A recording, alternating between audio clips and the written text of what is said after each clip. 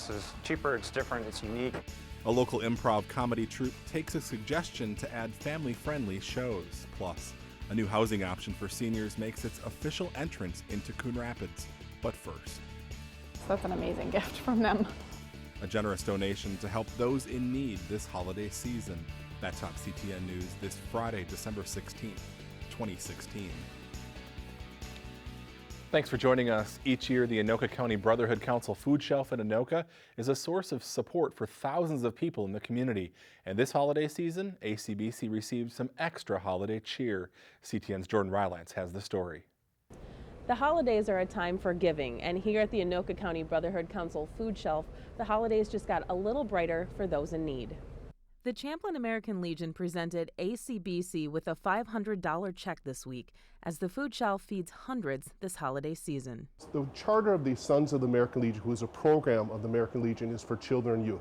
And we thought the best way to help the community is make sure we have plenty of food for the children. Over the Thanksgiving holiday, ACBC fed 688 families in Anoka County over the course of just 4 days. And although holidays are a busy time, the strong push for donations comes in about 6 months. Summer is one of the busiest times in food shelves for us. Kids are out of school, and so they are at home eating more food. So it's an extra burden on families. So summer is one of the highest need times for us. Thanks to holiday food drives sponsored by local schools, churches, and organizations, the ACBC food shelf will be well stocked. And the monetary donation provided by the Champlain American Legion will help supplement any needed items. That is extremely important because there are some things that we can't get donated, like milk and eggs and just stuff that fills in the gaps of what we don't have donated. We rely on the money to be able to do that. Making this a happy holiday season for those in need. In Anoka, Jordan Rylance, CTN News. Food, clothing, linens, and toiletry donations are accepted year-round at the Anoka County Brotherhood Council Food Shelf. For more information, log on to their website. A new survey shows a growing concern about class sizes in the Anoka-Hennepin School District. In the survey, recently conducted by the Morris Leatherman Company, 20% of respondents said large class sizes was the most serious issue facing District 11. That's up 7% since last year's survey. High taxes, bullying, budget cuts, and lack of discipline rounded out the top 5. As for what people most liked about the school district, 23% said good teachers, followed by an excellent education, broad curriculum, good education, and good programs. You can find a link to all the survey results on our website, ctncoonrapids.com. District 11's new vehicle storage building is nearing completion. Work on the new building, which is located on the grounds of Northdale Middle School, started back in October. The new $2.5 million facility is 14,000 square feet and will be used to store large trucks and trailers. School staff will begin moving in next week. The entire project should be wrapped up by the end of the year. The newest affordable senior housing complex in Coon Rapids is open for business. Last Friday, the River North Apartments opened to the public. The 167-unit senior housing property already has tenants moving into the building. The independent living development features a large clubhouse with a kitchen and a lounge. It also has a fitness room and a movie theater. The ownership of the River North Apartments has a reputation for creative and affordable senior housing. I think the River North project will be a great addition to the city of Coon Rapids. We've been working with various communities around the Twin Cities area on similar properties, and what we've seen when these properties have finished and we have residents start to move in is that in a very short time the residents of the building create their own community, and they kind of take the building over, which is very fun to see. The 55-plus building is owned by Dominium Corporation, which is based out of Minneapolis and manages over 200 apartment communities nationwide. Anoka County Commissioner Scott Schulte is undertaking a new role in 2017.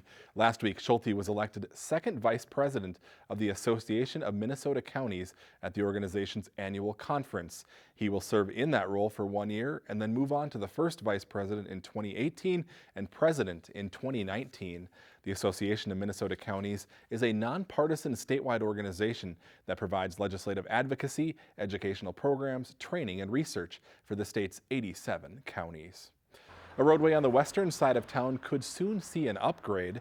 The county is currently in the process of acquisitioning right-of-way property for the reconstruction of Main Street between Wedgwood Drive in Coon Rapids and 7th Avenue in Anoka. In addition to resurfacing work, a two-way left turn lane would be added down the middle of Main Street. Construction on the project is expected to start in the spring of 2018. An improv comedy troupe from Coon Rapids constructs jokes, stories, and songs with no preparation on stage each week. Fantastic Voyage is used to doing shows for adults, but recently added family-friendly performances to get kids in on the fun. CTN's Joe Nelson checked out the show this week. Went through some of the classes, mostly for work. I thought, hey, this will help me speak better on my feet and things like that. I didn't know I'd enjoy it. I loved it, so I continued taking classes, and then 3 of us were actually in some of the same classes. We formed the troupe. Travis Klinkner and a few others didn't expect to be performing together when they took a class about 5 years ago. Now they don't know what to expect on stage. Bow to your sensei. Zachary, what are you doing?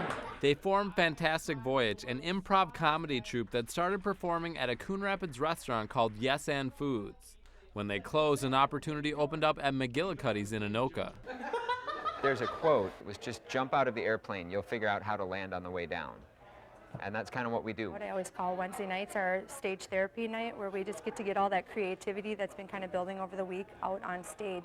And it really helps because we have no idea where that creative idea is going to come from, because it's all audience based on what suggestion they're going to give us. Its 7 members are used to playing games and taking suggestions from a 21-plus audience where just about anything goes. It's a great way to escape. Every night you could go in, have the exact same questions, same players, and have completely different shows. But some of their fans didn't have a chance to play along. A lot of our kids were like, hey, we haven't seen you do improv in a long time, and so we actually met with the bar owners, and they were nice enough to just say yeah. They now have family-friendly shows every other month to kid around with young jokesters. I'm gonna launch it with my cannon. Cannon, ready? Boom! They have their own kind of logic, and they make mental connections that an adult audience just won't make, and they always surprise you. Puppy toy! It brings out, I think, the best in us in some ways. It's just a way for me to kind of step aside and kind of forget about things for a little bit, have some time for myself with some friends, and have fun. We love improv. We do this to share our love with the community. Fantastic Voyage has shows every Wednesday at 7 p.m. at McGillicuddy's in Anoka, and family-friendly shows are the second Wednesday of every even month. There's no cover charge, just a $5 suggested donation to cover equipment costs. And they welcome anyone who wants to give it a try to hop on stage. So Steve, here's a chance to be an even bigger star. Oh, right, yeah. You know, I'll stay right behind the anchor desk. This is where I do all my performing. All right, looks like a lot of fun, though. Does look cool. Thank you, Joe. A big boost this week for a program that helps victims of domestic and sexual violence. On Tuesday evening, the Alexander House accepted a check for $150,000 from the TPC Rose, a nonprofit group of women affiliated with the Tournament Players Club in Blaine. It's the group's largest donation ever and was raised primarily through a summer golf tournament and a fall gala. It's also the largest donation the Alexander House has ever received from a community group. Before we go, we wanted to take a moment to share with you some personal news involving one of our CTN family members. You probably have noticed my co-anchor Karen Savanich has not been on the show the last month. Karen suffered a seizure in the middle of November, and doctors discovered a golf ball-sized tumor on her brain, which turned out to be cancerous. Karen is currently out of work and undergoing treatment. A GoFundMe page has been set up to help her during this difficult time. You can find a link on our website, ctncoonrapids.com. Karen is a survivor. She beat ovarian cancer more than 20 years ago, and we know with everyone's thoughts and prayers, she will be victorious once again.